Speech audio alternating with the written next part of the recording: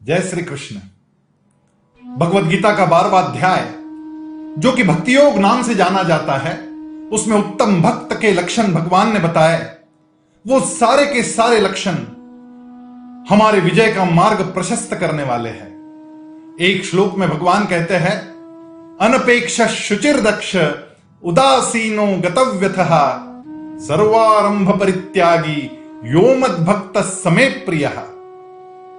अनपेक्ष का मतलब होता है निरपेक्ष, बिना किसी अपेक्षा के जो काम करता जाता है। शुचिर दक्ष, ये जो दो शब्द है बड़े महत्वपूर्ण है। शुचि का मतलब होता है स्वच्छता, वो केवल शरीर की स्वच्छता नहीं, वो मन की भी निर्मलता। और दक्ष का मतलब होता है चातुर्य, अलर्टनेस। उदासीनो गतव्यथः, जो निरहंकारी है मन से। और सर्वारंभ परित्यागी, जिसने जो भी काम किया है वो काम केवल मैंने किया, ऐसा भाव जिसके मन में नहीं आता। ऐसी व्यक्ति जो श्रेय दूसरों को दे देती है, जो अहंकार से विमुक्त हो जाती है, ऐसे लोग मुझे बहुत पसंद आते हैं अर्जुन, ऐसा भगवान ने कहा। हमारे इतिहास में ऐसे अनेक भक्त हमें देखने मिलते।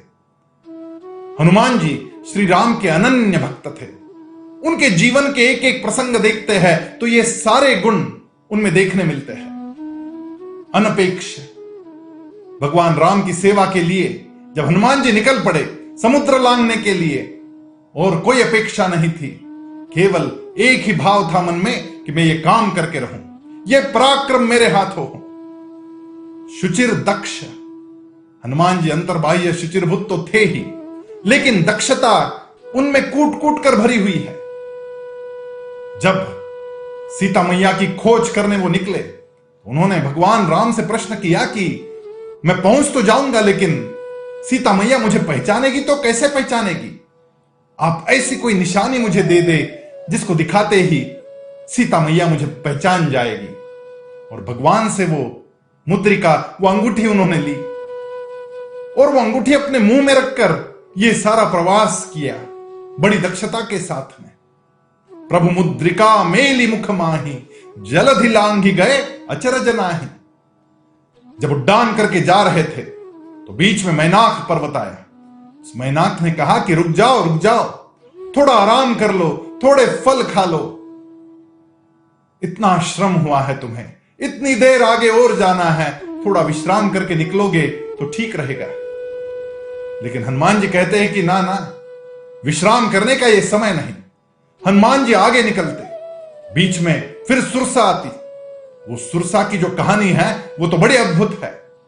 वो अपना मुंह फैलाती, हनुमान जी भी अपना शरीर बड़ा बड़ा बड़ा करते जाते, लंबी गहरी सांस लेते और बड़े होते, योग माया से अपना विशाल रूप धारण करते और फिर क्षण में शून्य हो जाते, अति लघु रूप धारण करते।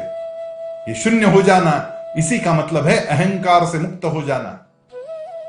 जब हनुमान जी एकदम शून्य रूप धारण करते, तब झट से अंदर जाते और सुरसा के मुख से बाहर निकल आते। अनेक प्रकार के रस हमें आमंत्रित करते।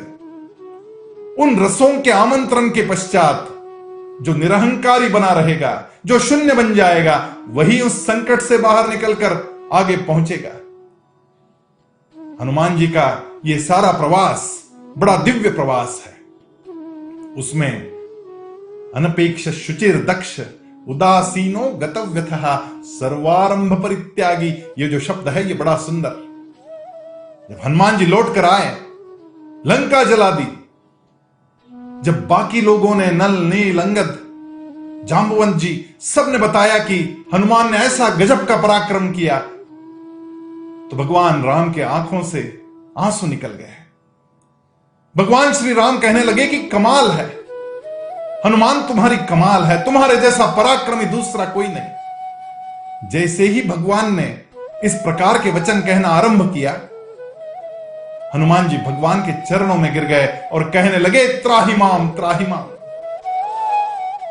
इतना सारा प्रवास करके मैं लौट कर तो आ गया, अहंकार मेरे मन को मैंने छूने नहीं दिया, लेकिन आपकी ये स्तुति, जब आप मुझे ऐसे शब्दों का प्रयोग करने लग जाओगे तो हो सकता है मेरे अहंकार को बढ़ावा मिलेगा। मुझे बचा लो भगवान, मुझे बचा लो। सर्वारंभ परित्यागी यो मद्भक्त समे प्रिय।